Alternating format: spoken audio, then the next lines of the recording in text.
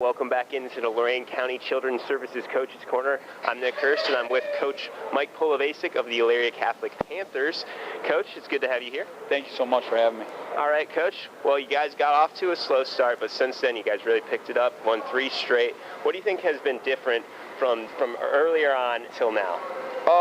We got, you don't want to make excuses early in the year, but we got healthier. We got a lot of guys back, and basically we got about 3 starters back that we didn't have early, but we also played 2 very good teams who beat us, and they deserved the victories. But we've gotten some of our own boys back, and we've been able to use that extra depth to string together some wins. All right, this is now the second half of the season. What are some goals that you kind of want to see out of this team, or what do you expect for the team for the rest of the season? We would just like to secure a playoff berth. I mean, that's basically our goal every year, is to give us a chance to, make a run at it, but that never happens if you don't get to week 11. So we play a heck of a schedule, starting with Avon, and we want to make sure that we're not staying up on that last Friday night like last year, seeing if we get in or not. We want to make sure we handle that well before. Getting to this Avon game now. This team has been kind of tough to score on. They've, I think, allowed to only average about 10 points or so a game.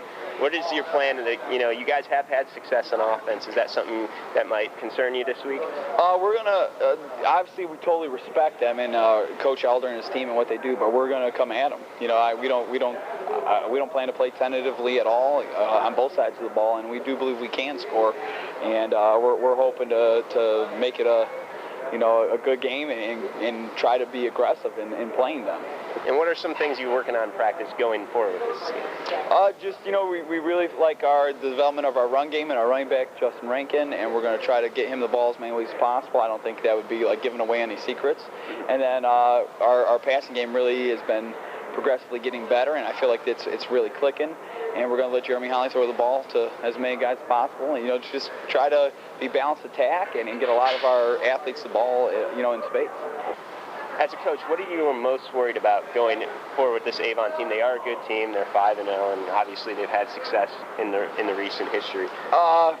We've started slow against them. Last year we literally gave up the opening kickoff for a touchdown, and then we fumbled our first play offense. So we gave them just momentum out of the gate, and then we fought back. But they're such a disciplined team that you cannot give them any extra edge, and we're going to have to play solid. Like I said, we're going to come after them, but I'm also not a fool. We're not going to go in willy-nilly, and just we're going to have to be very controlled and very smart, and to make sure we limit our mistakes and get off to a great start. All right, and to sum this interview up, what are the keys to win this week? I would say, building off my last response, I want to win the special teams battle because I think they have a very strong special teams. I'd like to win the turnover battle because we lost that the last couple years against them, which has given them the edge. And then I think if we just play smart football and win the details of the game, like turnover battle, I think, the key isn't the X's and O's. I think it's just playing good, sound football.